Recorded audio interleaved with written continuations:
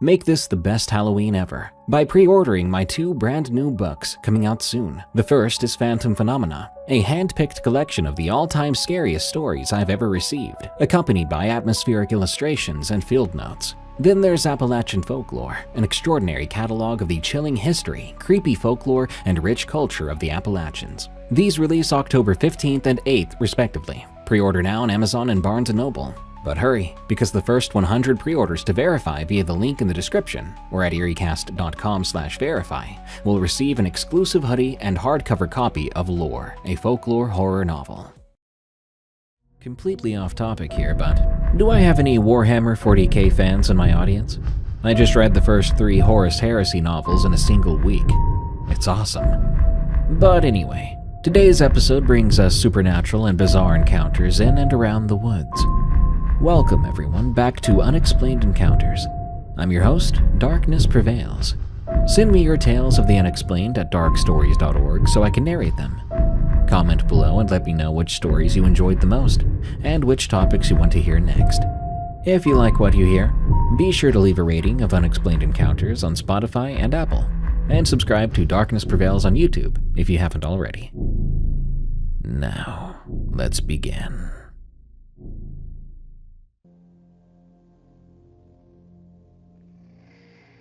Four Horsemen, from Nadine Amber.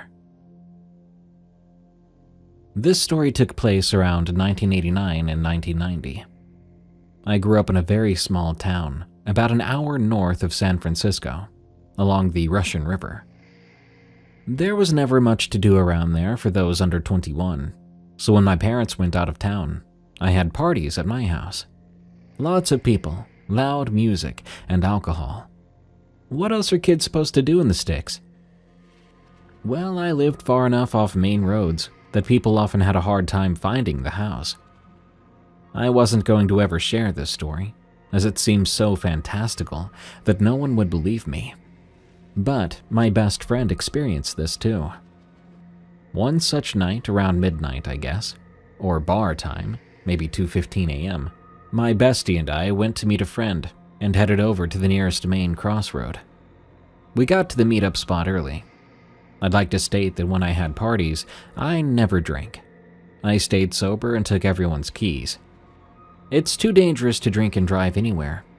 But out here, it's not just an accident. It's twisted metal around redwood trees. Anyway, we sat there in the dark waiting for our friend. Looking up the road toward the highway, waiting for the telltale headlight glow that would signal they were coming over the hill soon. As I watched, I saw something moving. I dismissed it as trees, but there was no wind. As I looked up the road, for reference, the top of the hill is approximately 0.5 miles from where we were waiting, I saw figures, very large figures at the top. They weren't just tall, they towered over the trees, eliminating the possibility it was trees themselves I was seeing. They were taller than the apple trees and above the few redwoods that grew near the highway. One figure looked to be a leader figure, with a big hat, broad shoulders, and a long trench coat or duster. The other figures moved in unison with him. Honestly, all I could think of was Kurt Russell in Tombstone, with them all walking together to the OK Corral. If they were 15 to 20 feet tall and solid black, that is. I watched as they crested the hill and started down, toward where we were waiting. I looked at my bestie and noticed she was staring intently in the same direction. I spoke up, saying, "Do you see what I'm seeing?" She replied, "I don't know. Do you see a few huge men coming this way?" "Yep, looks like Wyatt Earp and the gang," I said. About halfway from the top of the hill to where we sat, there was a small intersecting road. We agreed if they reached that road, we were out of there, friend or no friend. It was a few seconds, and they hit that road. We took off back to my house, trembling. I think about this event often. I don't share it because of these circumstances. Middle of the night, a big party. I figure people would say I was high or drunk, which I was not. Plus, we both saw it. I speak to this particular friend on occasion, and it always comes up. Neither of us have forgotten that night, and both of us wonder who or what the heck they were. I figure they were the Four Horsemen, but why in the world would they be there? What did they want, and why could we both see them? I later joined the military and left this small town for several years. Now I'm back, living in the same house. My mother lives in a small unit next door that we built. I've never seen them again, but I'm also in my 50s now, and being out after 10 p.m. isn't as appealing as it was when I was 19. My youngest son, now the age I was when it happened, is having his own experiences in the house that scare him. I, however, have no more experiences. I don't know if it's related or not, but maybe we are just a light for the other side. I heard someone share a similar story the other day and thought, oh my god, they saw what I saw. Perhaps not as tall, but the explanation was exactly what I saw. So I finally decided to share.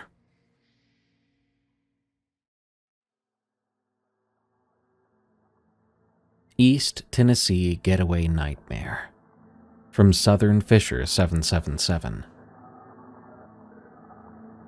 My wife and I go camping every year for her birthday.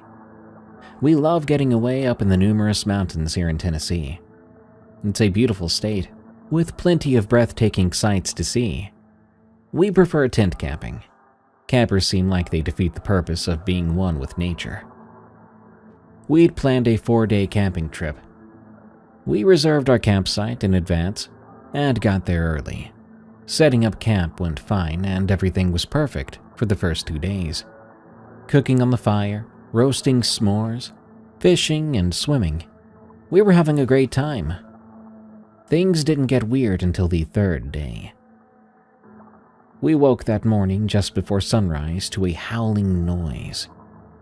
Now I'm a good old boy raised on a farm, been hunting my whole life. Not much scares me, and I knew there were no animals big enough here, especially canine, to make that noise. My wife was scared though, but I assured her it was just some dumb teenagers pranking the campers. The day went on as it should have. We ate breakfast, went swimming, and hiked around the lake on the 3.5-mile trail that circled it. Usual camper stuff. That night I decided to go night fishing. I'd seen some good-sized fish splash on our way back at sunset, and being an avid fisherman, I wanted it. I told my wife of my plan, and for the first time she told me not to go. "Please don't go by yourself tonight. I have a really bad feeling about it," she said, a look of fear overcoming her. I smiled to reassure her and said, "Baby, come on now. Afraid something's gonna get me? I'll bring the gun if it makes you feel better." Her face still hadn't dropped that look of fear. What if that thing that howled was a bear or something? I just don't want anything to happen to you. I laughed and replied, "Babe, I've lived here my whole life. Bears don't howl, and there aren't any wolves out here. Coyotes don't get that big either, and they don't howl like that. It was just some stupid teens." We went back and forth a few more times before she finally let me go, after making me promise to bring the pistol with me. I checked my tackle box, making sure my pole was ready for bottom fishing. I made sure I brought my flashlight and my good knife too. I headed out to the trail that circled the lake. The moon was nice and bright, so I didn't need to use my flashlight to see where I was going. I made my way until I saw the perfect fishing spot, a part jutting out into the lake covered by trees. But the moonlight hit it perfectly at the exposed end. I set up my chair and cast my line out. As time passed, I caught a few catfish, but none the size of the one I'd seen earlier. I had just finished getting one off the hook and tossed him back into the water when I heard it. My blood ran cold. Goosebumps covered my whole body as a howl so loud it caused my ears to ring, pierced the silence of the night. The fishing pole hit the ground as my hands began to shake. What could have made that noise? Was it some dumb teens again? No, the woods were quiet now. Signs of a large predator nearby. But the only large predators up here were black bears. No possible way a bear would howl like that. I heard rustling maybe 40 feet behind me towards the trail, and instinctively I grabbed my 9mm from the holster. My hands were shaking. Why was I so afraid? Hardly anything scared me. Then, in the direction the rustling had come from, I saw eyes, yellowish eyes. I locked into its gaze. I shouted, "Hey, I'm armed. I'd suggest you move along. I'm not afraid of you, and you may get yourself shot trying to scare me." Nothing. No movement. The eyes just stayed locked in my direction. I readied the gun, prepared to fire on whatever this thing was. I lined it up in my sights and gave a final warning.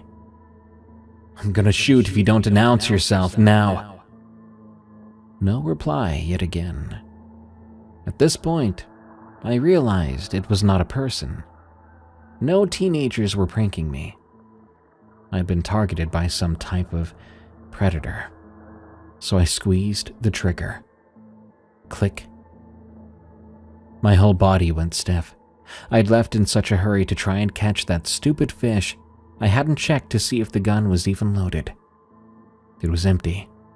I looked up from the gun, back to where the eyes were, and they were gone. I hiked about 2.5 miles down the trail. It would be quicker to just finish the trail than go back the way I came. I loaded my stuff up quickly. I walked just as fast as I could to get back onto the path, praying that the predator wasn't behind a tree or a bush just waiting for me. My stomach was in knots. Something was off with whatever this was. It wasn't natural.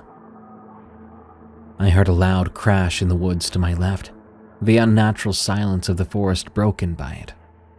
It must have been huge. Whatever had made the noise, it sounded like a tree had fallen. Something told me to run. Run as fast as I can and don't look back. Didn't have to tell me twice. I dropped all my fishing gear and ran.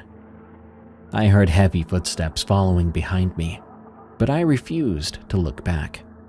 I ran and ran. Having played football my whole life, I had good stamina and was pretty fast. This thing was faster than I was. The steps got louder and louder. I could hear what sounded like a dog panting getting closer and closer. And then there, the dam.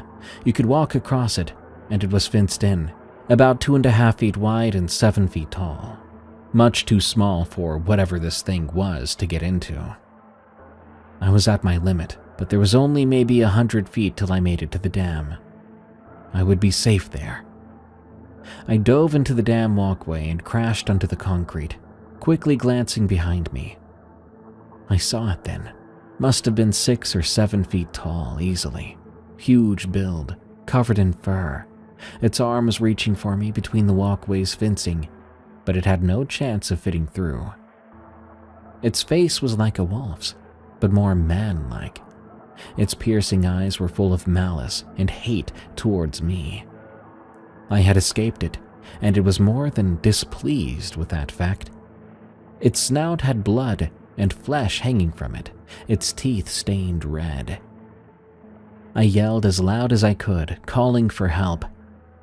The thing snarled at me and stopped reaching towards me, letting out a terrible howl. My ears rang, and my body trembled. It was so loud I thought my eardrums were going to burst. Then it gave me one last look and leapt into the trees. I heard the rustling fade as it made its way deeper into the forest. I spent the night in that walkway, praying to Jesus to protect me the entire night until some rangers found me early in the morning doing their rounds. They asked me what I was doing here, what had happened, and I tried to explain. But as I did, they gave me that, "Are you out of your mind?" look. So I just stopped myself. They took me back to my campsite, and I packed everything up without saying a word to my wife. She asked over and over again about what happened, but I couldn't tell her, not after the way those rangers looked at me when I told them. And if she did believe me, she would never go outside again. I researched a bit about my encounter, leading me to a thing called the Dog Man. If you're ever out in the woods of East Tennessee, watch out for it. It's definitely real. Also, make sure your gun is loaded. Thank you for letting me share this story. I haven't shared it since then. Feels good to get it off my chest. I pray you all stay safe out there.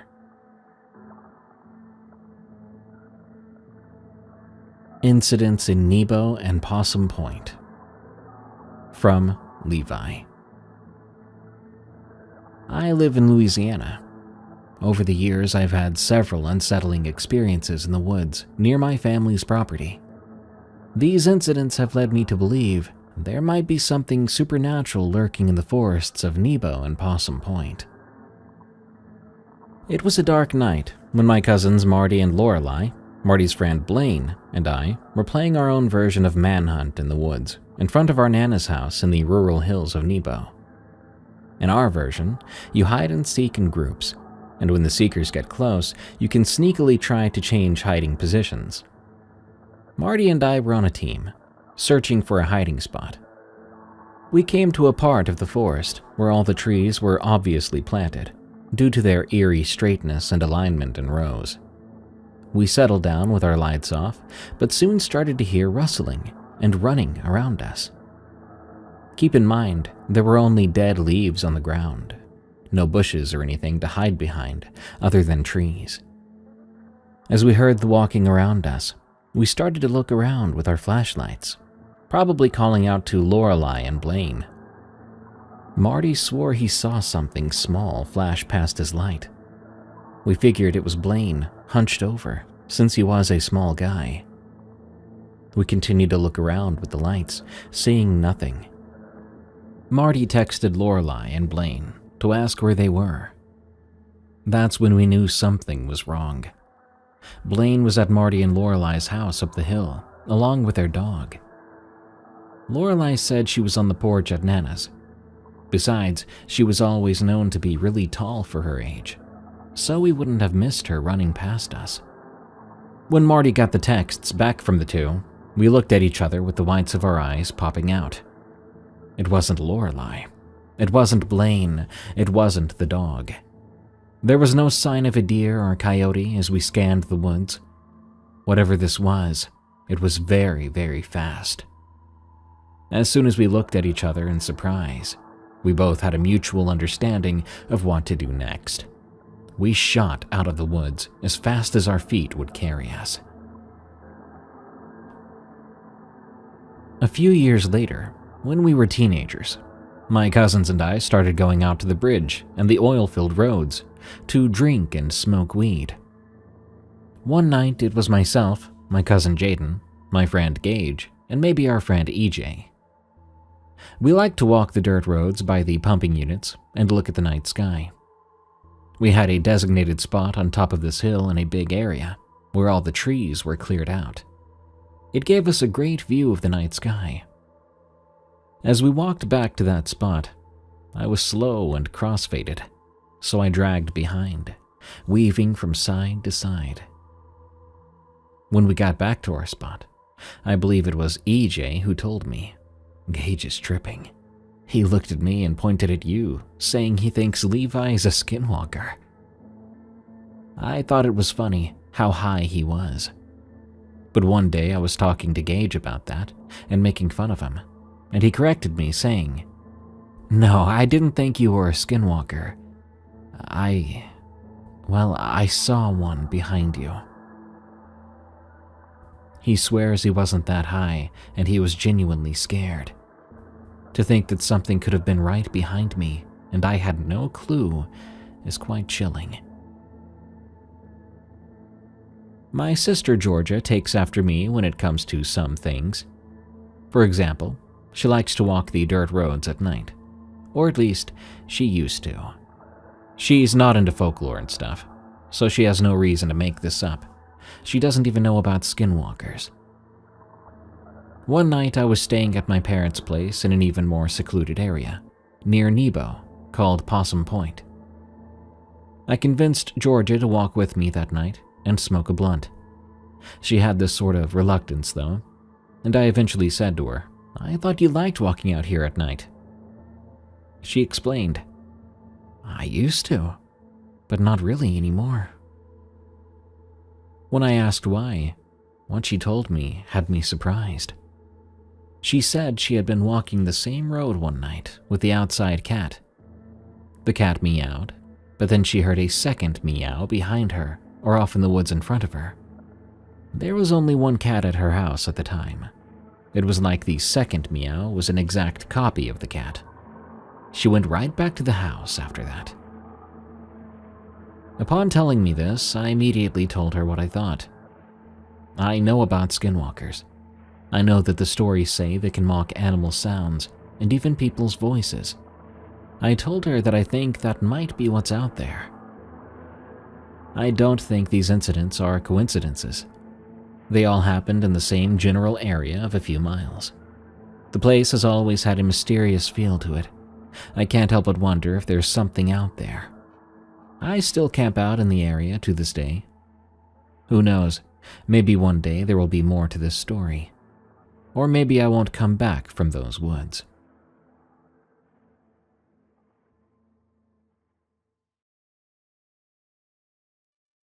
Figures of the Past. From Frank. When I was younger, I immersed myself in a lot of fiction and read many books above my age level. Whenever I shared experiences with my family, they struggled to believe me, explaining it to be my overactive imagination. However, from my childhood, roughly age 6 to 12, a few distinct experiences stuck out. They all happened in this creepy old house that looked straight out of a horror movie. And I mean it. Creaky floors, dirty, shadowy walls, and one big old cotton willow that stood guard, as I liked to believe as a child. To give these experiences more depth, I should explain the layout of my old house. It was a big 2-story house with a basement and a subcellar. When you walk by the staircase, there's an office with a bathroom at the end of it. The door to the living room is to the right side of the staircase. Behind that is the kitchen with a dining room and glass sliding doors leading to the deck. On the left side of the kitchen was the front entrance. Our yard was that of an old farm. It had a huge 2-story shop, which we were always repairing vehicles in. And to the side were 3 small granaries. Opposite the granaries was a quonset, which for those who don't know, basically looks like a grain bin on its side with a couple of doors in it.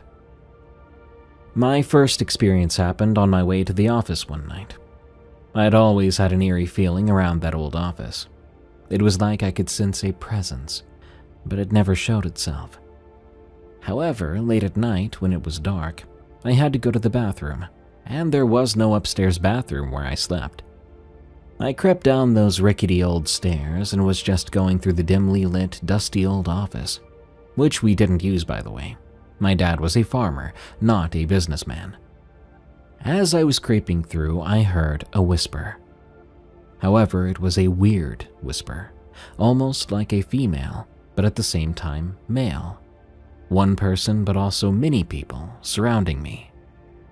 I looked at the far end of the office and saw 3 shadowy figures. They just looked back, as if surprised at the breach between my realm and theirs.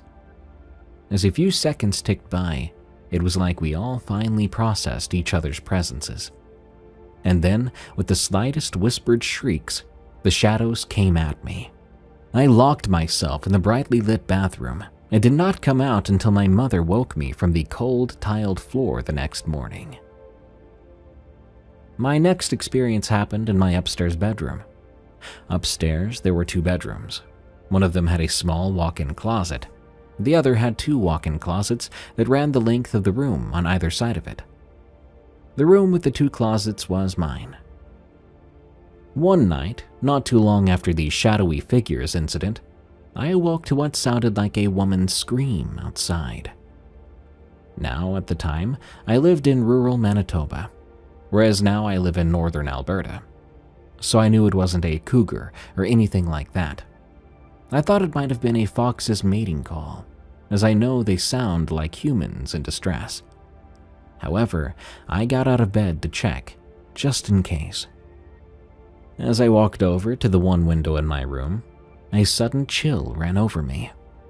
This extremely uncomfortable sensation that I was not alone upstairs came over me.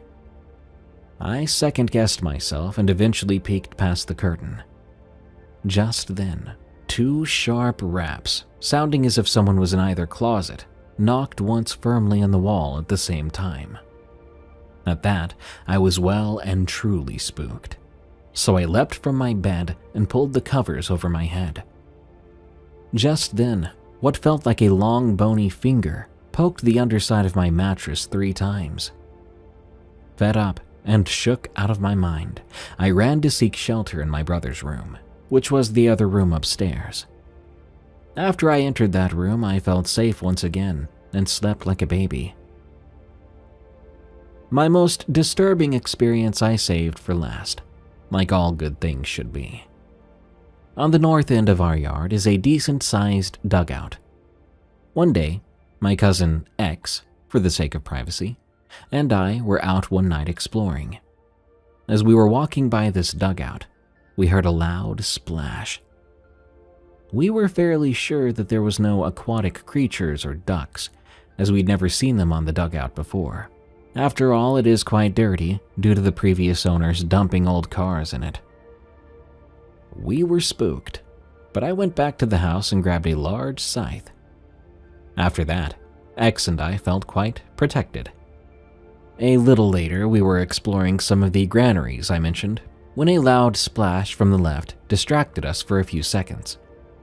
I told X to stay behind as I investigated with my scythe.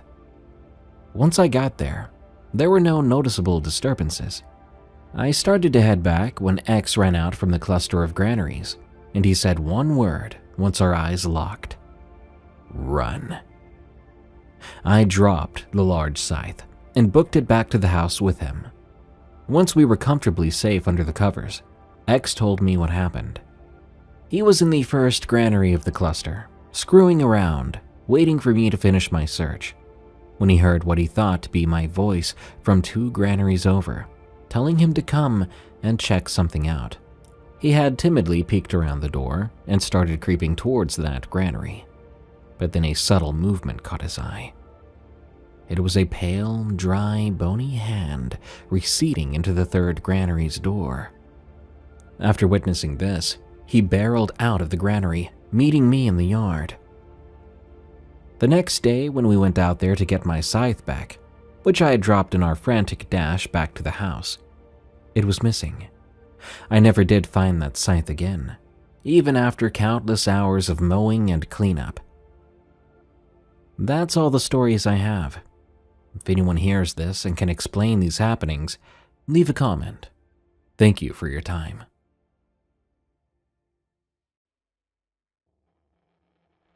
The Skinwalker of Alberta. From Druid 4T6. I still remember the chill in the air that autumn evening in 1998. It wasn't just the cold seeping into my bones. It was something else. Something unsettling. I'd ventured out alone into the forests of northern Alberta, Canada, on countless occasions before. The wilderness called to me, offering solitude, peace, and a break from the monotonous routine of life back in Edmonton. I thrived on that quiet, until that trip. I'd heard whispers from locals about strange things happening in these parts. They spoke of spirits, hauntings, and something else, something old and dark. They called them skinwalkers, which by now I'm sure you're familiar with. The road was thrown around by the indigenous folk, a creature that could take the form of animals, a shapeshifter born from witchcraft. I didn't believe in such things. At least I didn't then. I had decided on a weekend trip to a remote cabin deep in the woods. It was perfect, isolated and serene, far away from civilization. I'd planned on some light hunting and maybe getting a few good shots with my camera. I packed light, bringing along a rifle, some food, and enough gear to last a couple days. The drive to the trailhead took me about 4 hours, and by the time I started to hike, the sky was already painted with the hues of dusk. The trees closed in around me, towering and thick, branches interwoven like skeletal fingers. The forest was still, only the sounds of my boots crunching on the leaf-strewn path and the distant whisper of wind through the trees. I should have arrived at the cabin before dark, but the trail was more difficult than I'd anticipated, and the sun was rapidly sinking below the horizon. As I pushed further into the woods, the silence became unnerving. Normally, the forest was alive with the sounds of nature, birds and squirrels, the occasional rustle of a larger animal. But tonight, there was nothing. It was as if the woods were holding their breath. Every now and then, I thought I heard footsteps behind me, quick and light, but whenever I stopped to listen, all I heard was wind. It was full dark by the time I reached the cabin. The place looked like something out of a horror film, an old weathered structure made of dark wood, its windows broken, and its door hanging slightly ajar. A part of me considered turning back, but I was too tired to trek back to my truck, and the nearest town was miles away. I lit a fire in the old wood stove, the crackling flames providing a small sense of comfort. The cabin felt oppressive, like the very walls were closing in on me. But I tried to shake it off, just nerves. After eating a quick meal, I settled into my sleeping bag, hoping that sleep would come soon. It didn't. The wind outside began to pick up, howling like a wounded animal. The trees creaked and groaned, branches scratching against the side of the cabin. I lay there in the dark, staring up at the ceiling, trying to will myself to sleep. And that's when I heard it. At first, it was a soft rustling sound, like leaves being disturbed just outside the cabin. I thought maybe a raccoon or deer had wandered by, but then the rustling turned into distinct footsteps, heavy, deliberate. They circled the cabin, slowly, as if something or someone was stalking me. I held my breath, listening intently, hoping it was just my imagination playing tricks on me. But then I heard it, a low and guttural breathing, just outside the door.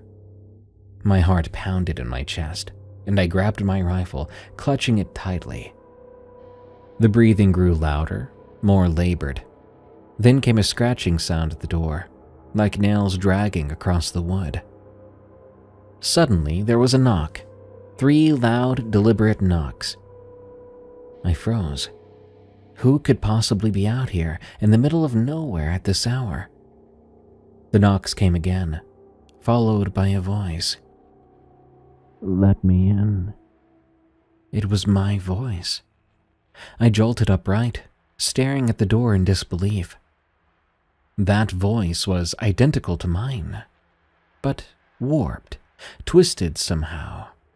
"Let me in," it repeated. The tone was unnatural, as if someone or something was mimicking me. I didn't move, didn't make a sound. I just sat there, paralyzed by fear, gripping the rifle so tightly, my knuckles turned white. The thing outside banged on the door again, harder this time. "Let me in," it demanded, the voice growing more distorted. I could hear the anger, the malice, seeping through its words. I knew then what it might be. The stories I recalled. The skinwalker. I'd also heard it could imitate voices too, lure prey in by pretending to be someone familiar. Again, I never believed those tales. But now, I had no choice. The knocking stopped, and for a moment everything was silent again. I strained to hear, praying it had gone away. But then I heard footsteps moving around the cabin, and the unmistakable sound of something climbing onto the roof. My heart raced as I looked up, listening to the heavy thudding footsteps overhead. Whatever it was pacing back and forth on the roof now, as if trying to find a way inside. I didn't know what to do. Every instinct in my body screamed at me to run, but I knew better. There was nowhere else to go, nowhere to hide. I had to stay quiet, stay still, and hope it would lose interest. Hours passed. Maybe it was only minutes, it was hard to tell. The thing on the roof eventually stopped moving, and the silence returned. But I didn't dare relax. I stayed awake all night, rifle in hand, listening for any sign it was still there. When the first light of dawn finally broke through the trees, I slowly opened the door, rifle at the ready. The forest was calm, bathed in soft morning light. There was no sign of whatever had been out there the night before. But when I looked down, my blood ran cold. In the dirt outside the cabin were deep, clawed footprints, and next to them, a set of human ones. I packed up my things and left that cabin as fast as I could, never looking back. I never spoke of what happened to anyone till now. I'll never forget the voice, or the thing that walked in my skin, trying to get inside.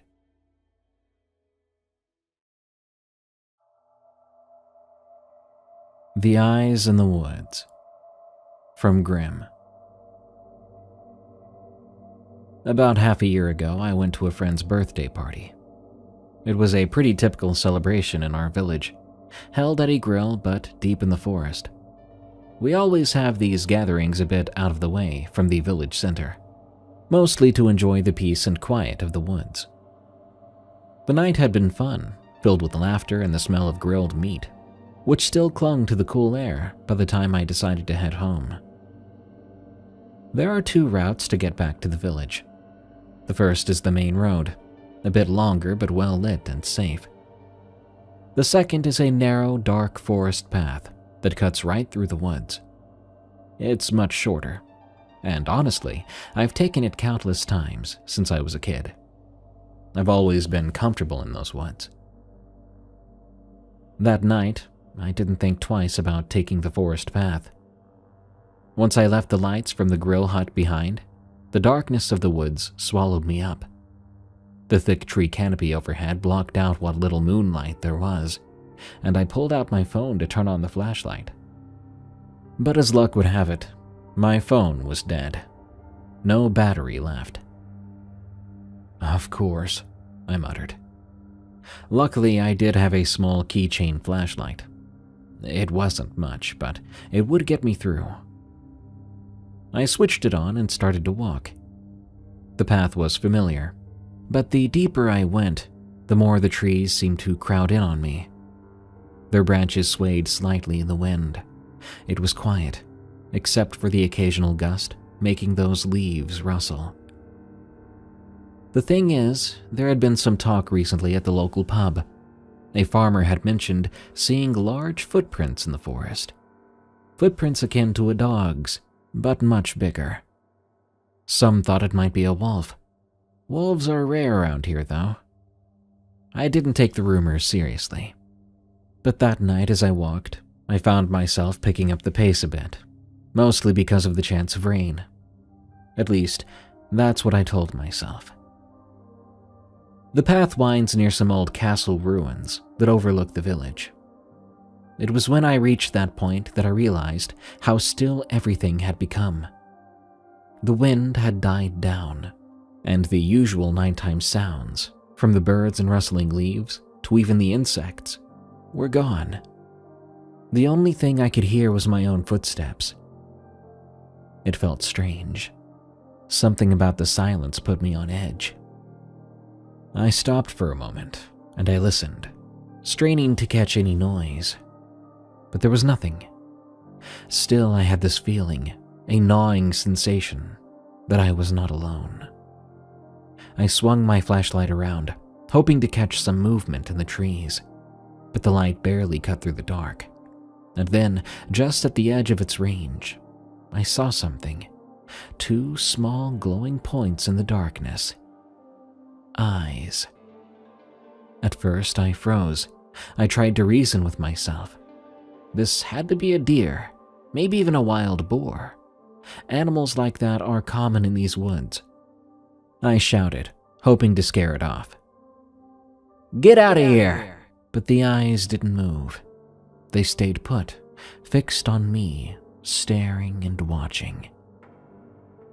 I felt my heartbeat quicken. I grabbed a small rock from the ground and threw it in the direction of those eyes. Even so, nothing happened. There was no sound, no movement. The eyes just remained, unmoving and watching me. That's when I really started to feel afraid. Whatever it wasn't scared of me. My hands were shaking now. I tried to pick up another rock, but my hand was trembling so much that I dropped it. The small noise from the rock hitting the ground was enough to snap me out of my frozen state. Without thinking, I simply turned and ran. I ran faster than I think I ever ran in my life, the small flashlight barely keeping me on the path as I sprinted through the dark.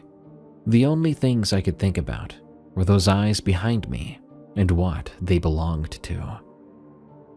By the time I reached the hill that leads into the village, I didn't stop. I ran down the slope, only slowing when I saw the first street lamp ahead. Gasping for breath, I stopped under its light and finally turned around. But there was nothing there. The forest was still, quiet, and dark. The eyes, whatever they were gone now. I stood there for a long time, trying to catch my breath and make sense of what happened. Then it started to rain. The cold drops on my skin grounded me a bit, but I couldn't shake the image of those eyes. Could it have been a wolf? That didn't make sense. A wolf would have chased me down easily, and those eyes were far too high off the ground, too tall to be anything I would expect in these woods. Whatever it was, I'll never forget the way it watched me.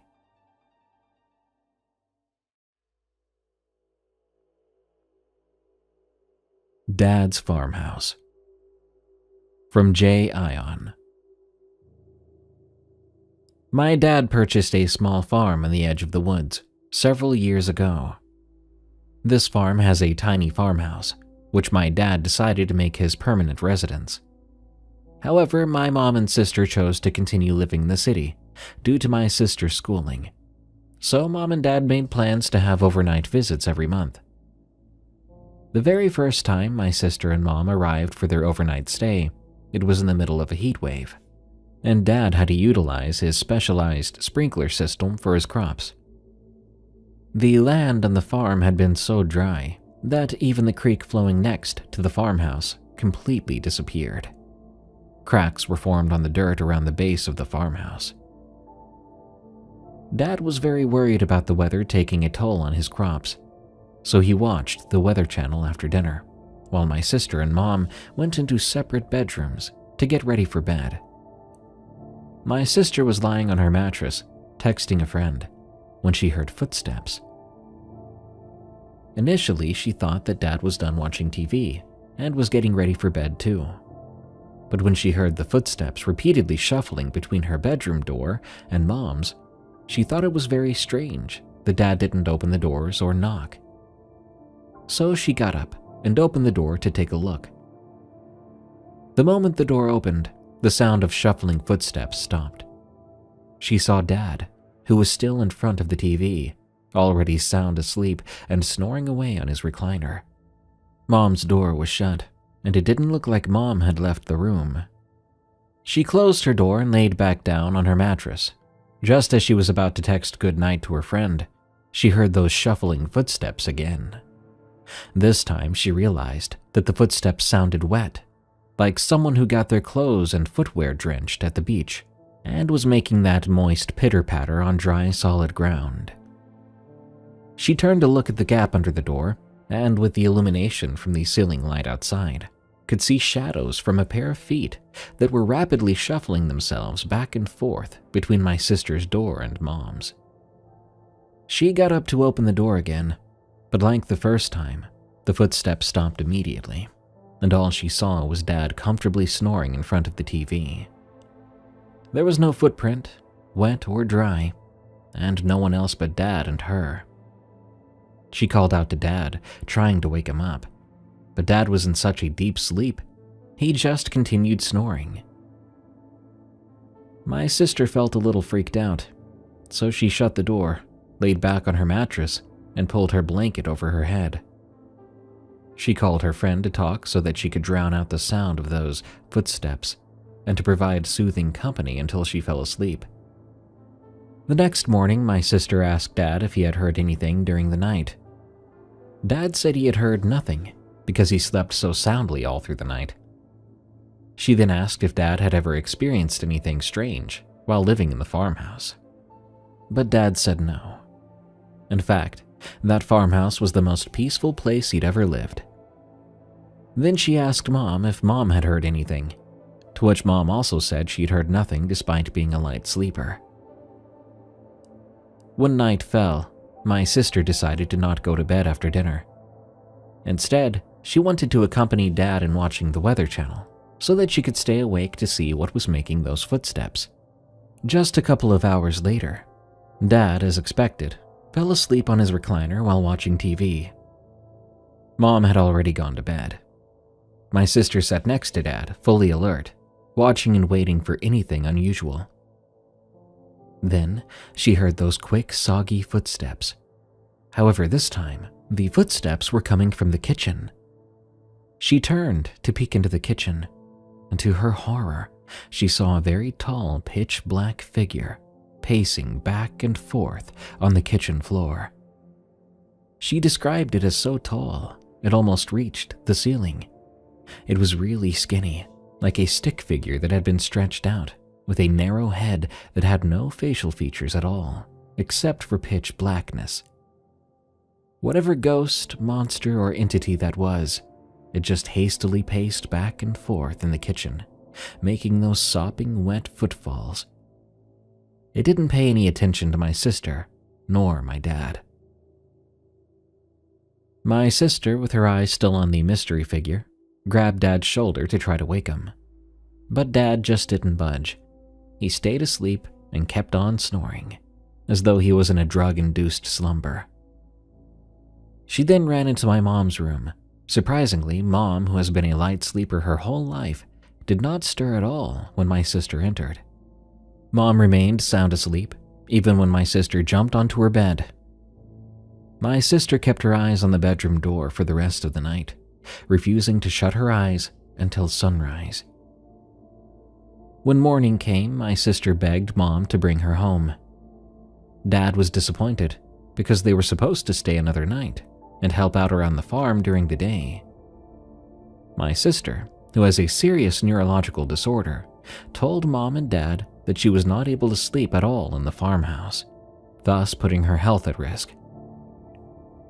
Eventually, Mom relented, much to my sister's relief. It has been several years since my sister witnessed whatever that was in my dad's farmhouse kitchen. My sister refused to spend the night at my dad's farm, no matter how late it got during their visits. She never told Mom nor Dad because she didn't think they would believe her. To this day, Dad lives in the farmhouse. So far, he has never reported anything spooky nor strange. Even when Mom stays overnight with Dad, Mom never experiences anything out of the ordinary. So So, Darkness fam, what do you think that was? Hallucinations? Hauntings? Heat stroke? A portal to hell? Hysteria? Let me know.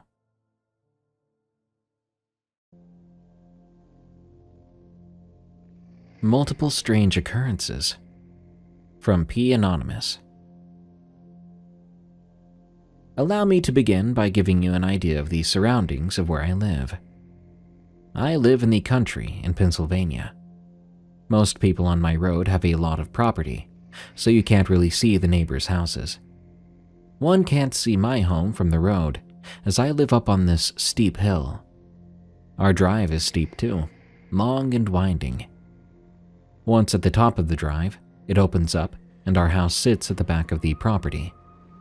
A huge field is behind it, and a small mountain beyond that. There are woods on the other 3 sides of the property with 5 acres of yard before the woods. Also, we have a big garage to the left, facing the house, about 30 feet away. All of these strange events occurred over a 2-week period in July of 2021, with the exception of the Fox incident. One night I drove up my driveway after work, just as the sun was setting, and I parked along the yard in front of my house. As I got out of my car, I began to hear a lot of banging noises, which stopped me in my tracks. It sounded as if someone was throwing rocks or bricks at the back of the garage, as hard as they could. I couldn't see back there from where I was parked. This went on for maybe 30 to 60 seconds or so, then just stopped. I stood there frozen, unsure of what just happened, then took a few steps toward the back of the garage and said, "Hello?" No reply, no sound at all. It was dead silent. I ran inside to get my dad, who was 93 at the time, but in good shape, to see if he would go check it out with me. When we slowly walked back there with a flashlight in hand, we saw and heard absolutely nothing. No rocks, no bricks, nobody out there, no sign that any disturbance had occurred at all.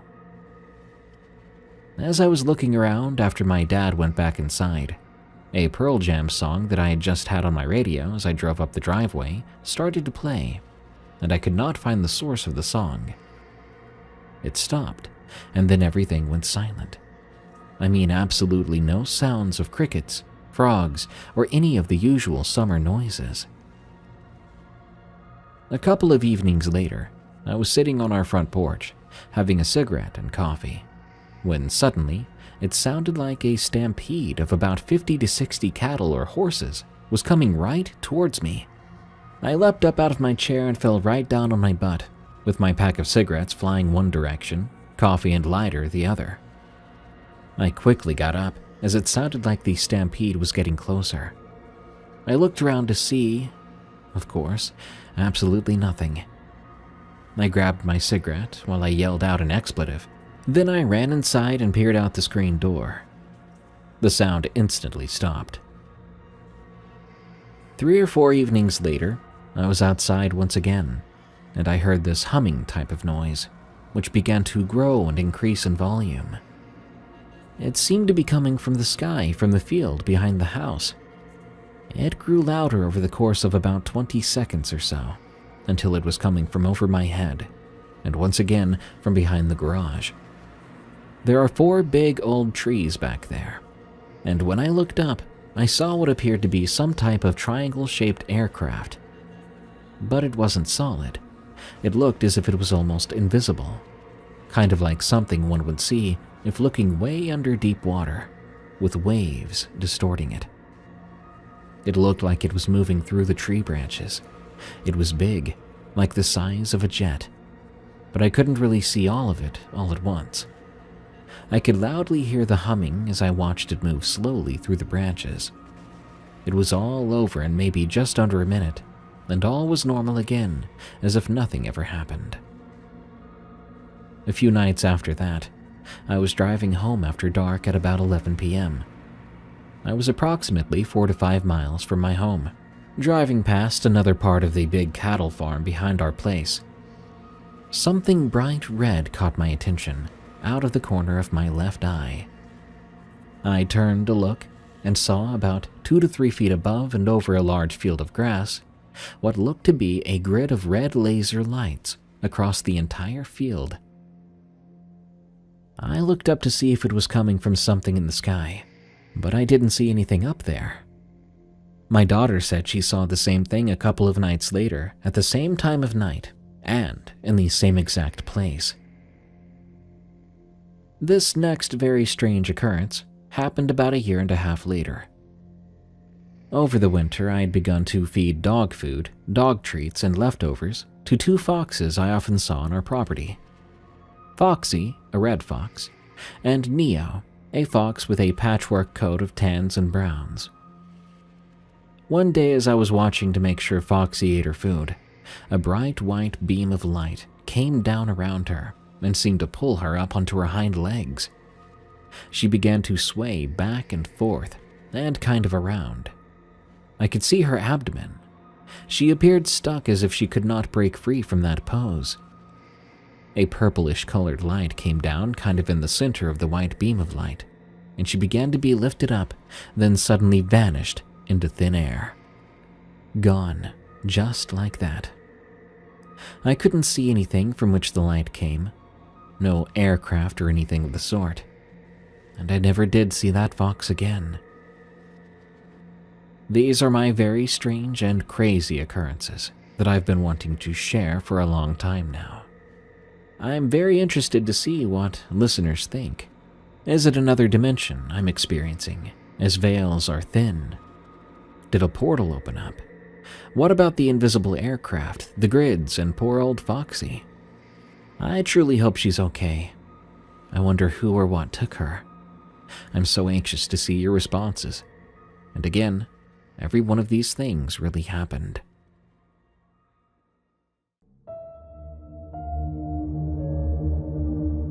Thank you for tuning in to Unexplained Encounters. If you're not already, follow and listen to Unexplained Encounters on Spotify, Apple Podcasts, or your favorite podcast app. Leave us a rating while you're at it. Get some cool creepy merch at eeriecast.store. Check out my other show where I narrate scary work stories. It's called Tales from the Break Room.